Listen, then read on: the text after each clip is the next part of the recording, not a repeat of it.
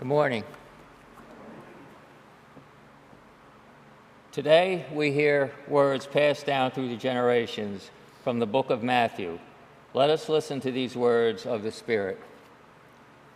Then the mother of the sons of Zebedee came to him with her sons, and kneeling before him, she asked a favor of him. And he said to her, "What do you want?"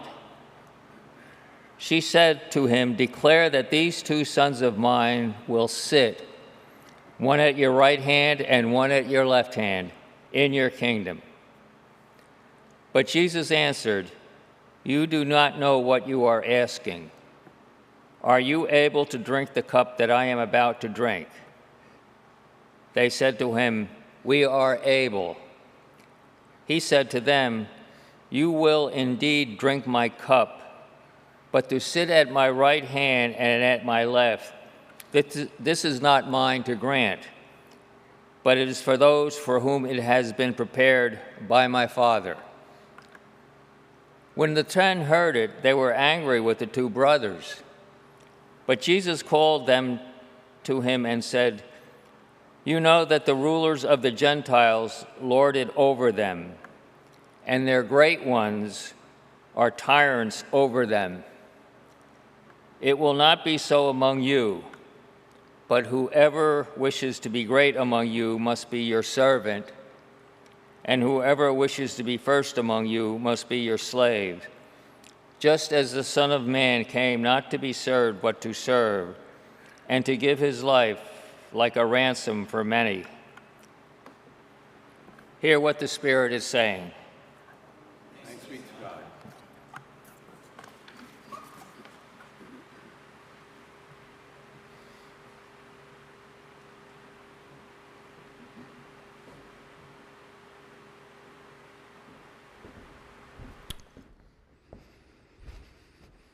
Well, I've caught it. I don't know if you've caught it, but I certainly have. Maybe it came when I saw a group of people dressed in red shirts with blue crosses across them sitting in Times Square rowing together. Or maybe it's when I saw them in the stands and there were thousands of them in unison rowing as a drum beat. Maybe it was when I saw folks landing in Mexico and people from the streets coming out to greet them as they got off the plane, handing them cowboy hats and clapping and giving thanks that they were there.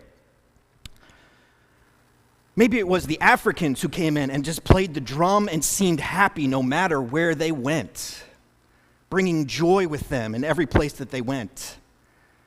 Maybe it was the sea of Dutch that danced back and forth in Houston as they prepared for their team to come into the stadium. Oh, I have caught the World Cup fever.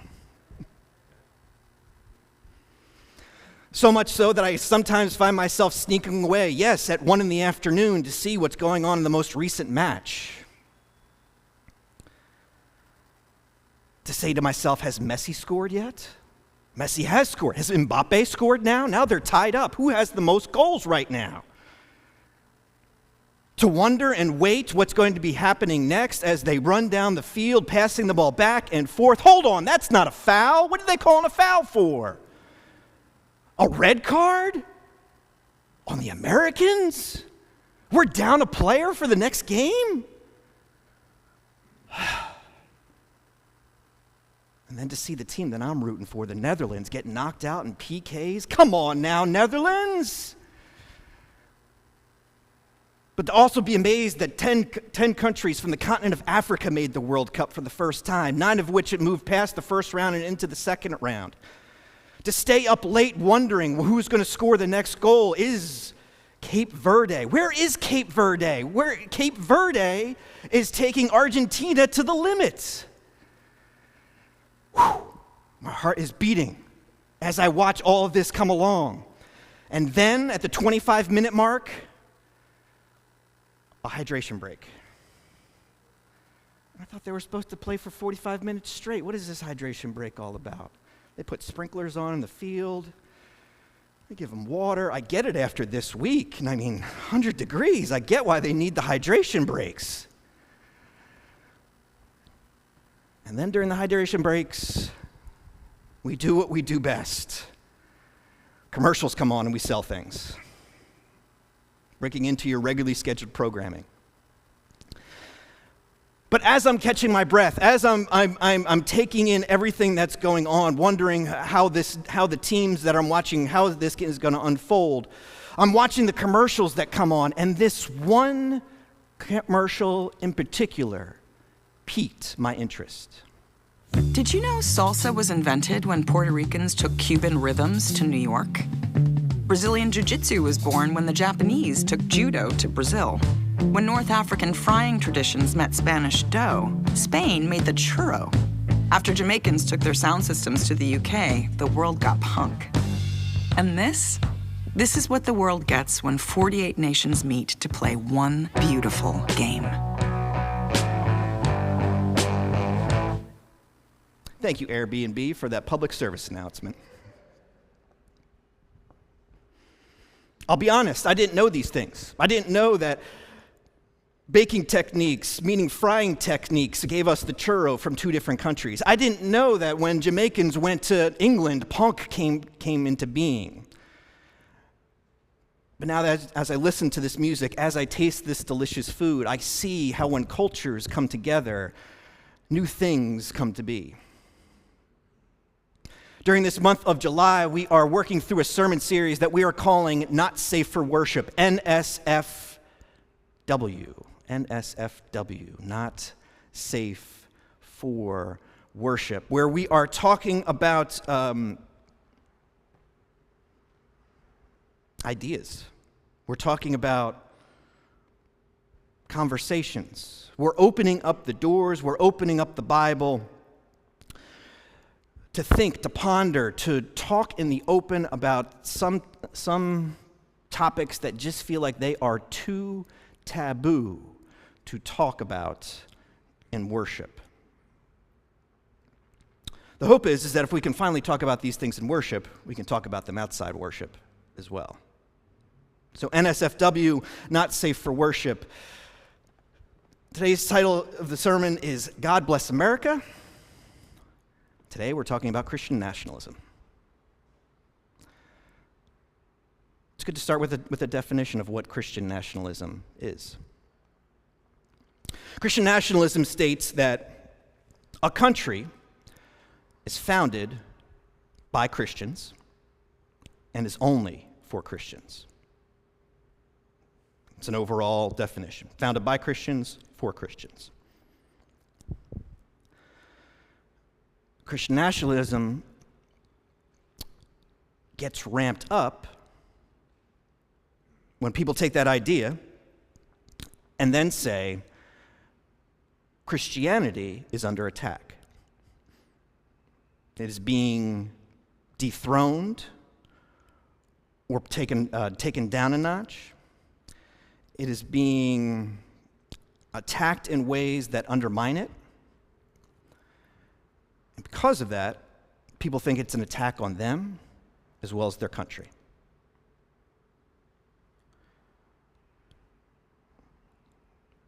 Currently, people who like to push Christian nationalism look a lot like me. They're overwhelmingly white, and they are male. They are cisgendered. Feeling like their form of faith, their form of belief is under attack by people who look different than this.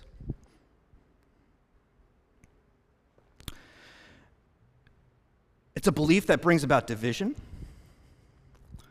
It's a belief that looks at the Bible and specifically focuses in on a God of retribution, a God of anger, a God of fire, and a God of the sword. That wields it in order to make sure the area that God has ordained as a Christian nation is safe.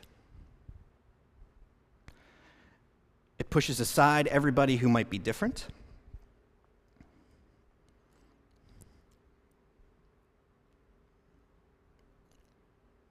And undermines much of the work that Jesus was trying to do within his ministry. In the passage that Doug read for us this morning, we have two eager young men, two of Jesus' disciples, whose mother comes up to them, as any good mother should do, speaking on behalf of her two children, whom she loves ever so much.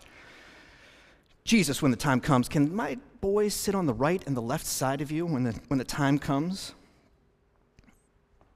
Sitting on the right side and the left side meant places of stature within Jesus' court. If Jesus was to become the king, as these disciples and many of the followers had hoped and had believed, he would need people in his court as well.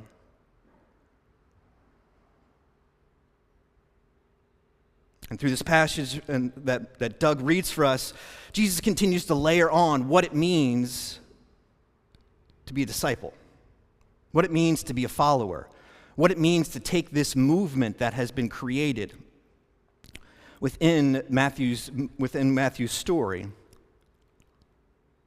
of taking people into a greater understanding of what the beloved community looks like,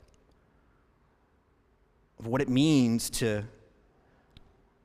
be a follower of Jesus. The passage concludes with Jesus saying, if you want to follow me, if you want to be up with me, if you want to be in my court, if you want to be hailed like I've been hailed, you must do one thing in order to understand it. That's to be a servant. To be a servant first. To look out for those who need to be served and serve them on your knees. And if you were to go back and read the Gospels, the Matthews, the Marks, the Lukes, the Johns, over and over and over again, you see that this is what Jesus is teaching us.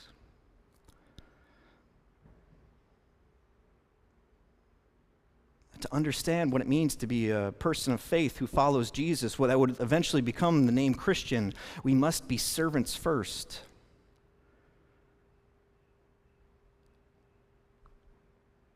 We must open our arms at all times and see the good that God has placed within people and serve them first.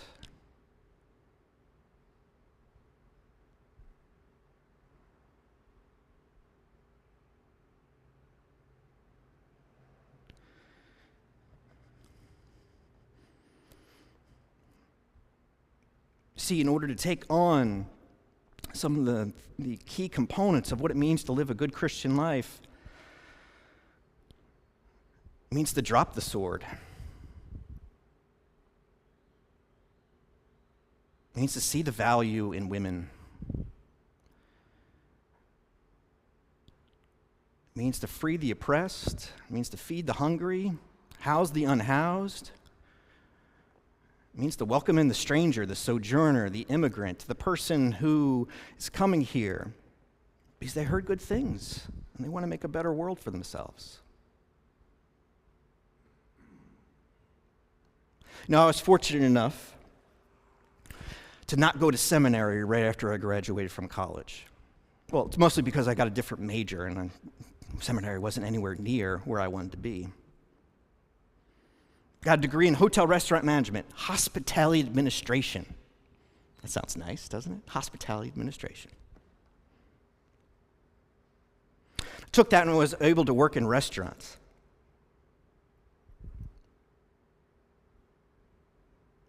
I had the pleasure to work with folks who had left their home countries in South America, El Salvador and Argentina, to come to Boston, where I was living at the time, and just work. And man, did they work hard. They did the things that many servers in the restaurant, many cooks in the restaurant, many bartenders in the restaurant didn't want to be anywhere near. They cleaned our plates. They stood in dish rooms that got so hot and humid that it would rain as they washed dishes. Can you imagine how hot and humid it would be to be in a room where as you were washing dishes, rain would fall from the ceiling? They'd scrape our plates. They'd lug kegs of beer up and down stairs in hopes of for many of them, taking that money and sending it back home so that people back at home would have a better life.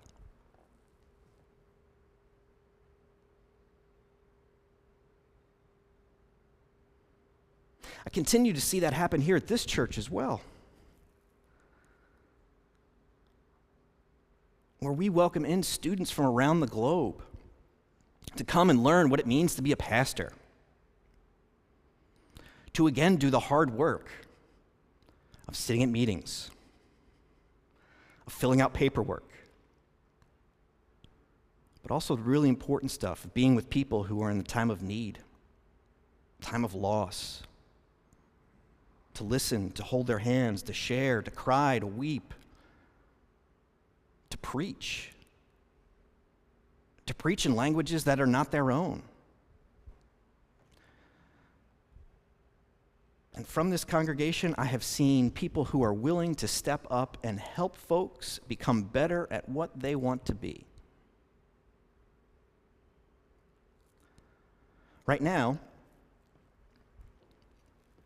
the students who have graduated this past year, many of whom wait patiently for an R1 visa. In years past, it's been an easy process. They fill out some paperwork, and within a few weeks, they have their R1 visa, and then they can go serve a church. Some of our students who have graduated this past year still wait and wonder whether or not they're going to get their R1 visa.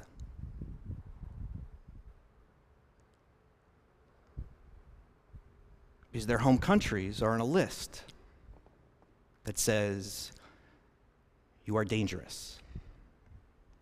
You are dangerous. These same students who helped us with music by beating a drum and singing aloud, these same students who read scripture, just like many of us here have, these same people who have sung aloud are considered dangerous because of where they were born. And so they wait, not able to preach, not able to pastor, and they wait.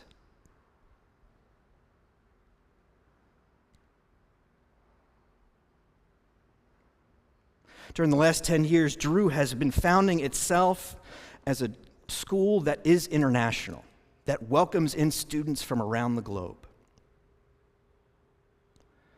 I was in a meeting recently with pastors, one of whom who is a professor over at Drew, who let us know that no international students have been granted visas to come and study this year. No new students have been granted visas to come and study at Drew this year in the theological school. These students who have had a call on their lives to travel across the world and study in an institution like Drew that raises up young leaders to be the next leaders of our churches have been told, no, we consider you dangerous. You cannot be here.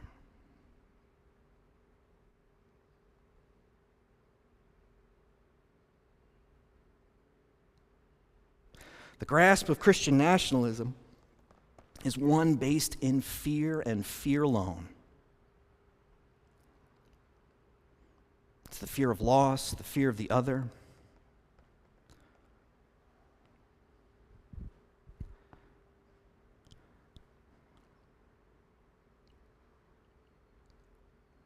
But throughout Jesus' ministry, he invites us to break away from that fear. To tell that fear that it has no control over us. To see the real beauty in others. And to know that with diversity, amazing things happen. I mean, the foundation of our Christian beliefs here in America are a hodgepodge of different understandings of how God reacts. If you were to open up our hymnal, and I know that many of you have because I've seen the list of songs that are your favorites. If you take a look at the bottom of those hymns right there, you'll see the tunes that are written. Some of those tunes are classical, with new theological words put over top of them. Some of them are folk tunes that you'll find from Celtic regions of the world, as well as American folk tunes that theology has been placed over top.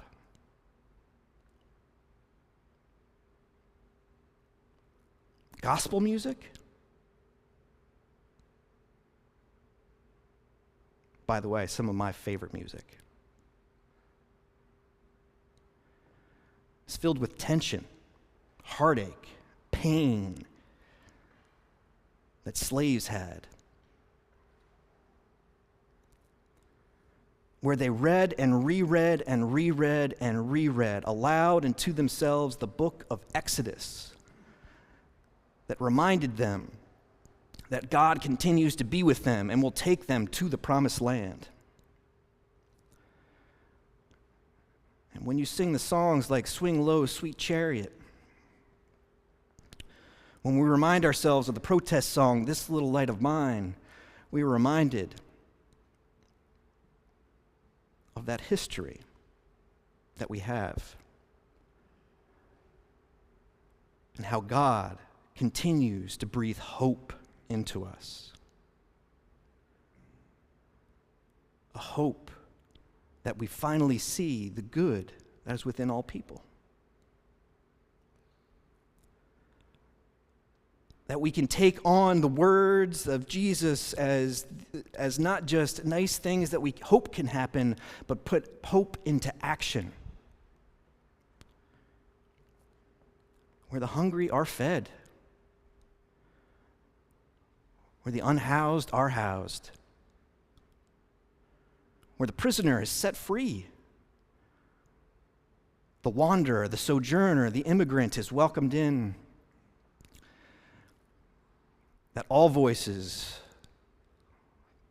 that look like me and look like our kids are heard.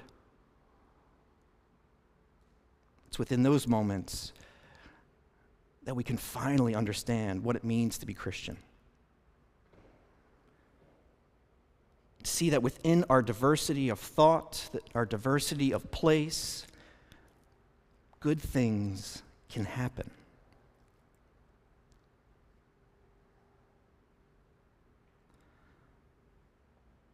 But for us, it's to see the wonder of it all. It's to see the wonder in what other cultures bring to us. What other ideas of thought can shine light on God's life within us. It's when we see those things, it's when those things pop out at us,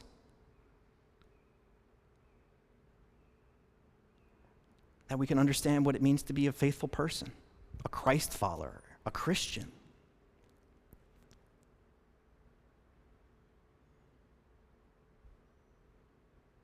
It's to know in those moments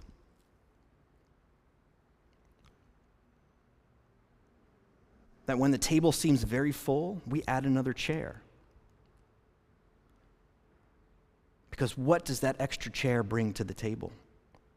What stories will it bring? How will it allow us to imagine a new way of understanding God or seeing how God is already at work? It's these gifts that unite us as a people of faith who want to turn the world around.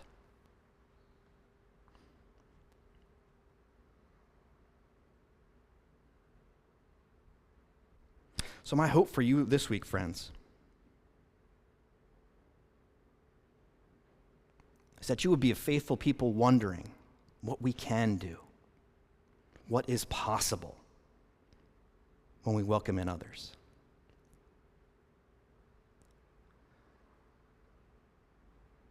Because right now,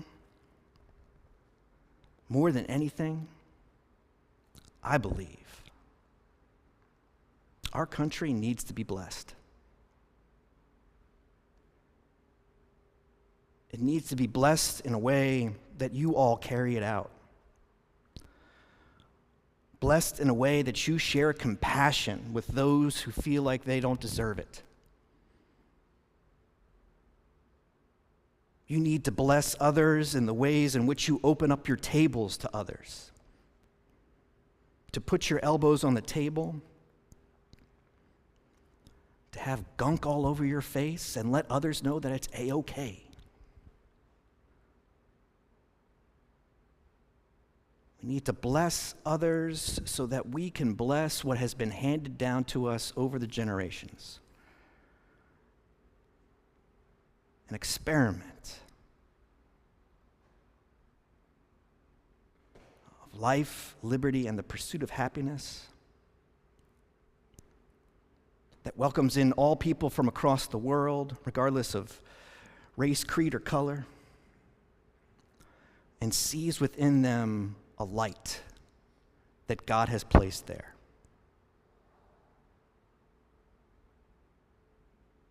That causes people to row in unison. That causes people to dance in the street dressed head to toe in orange cone orange. Traffic cone orange. That causes people to beat the drum of their favorite nation and dance in joy, and remind us that we have so much more to be thankful for within this world. And that when we can embody that hope, that wonder, God reminds us what it means to be a servant. To not worry about whether we sit on the left or the right, but wonder how we can serve others just a little bit more. So this week, friends, I encourage you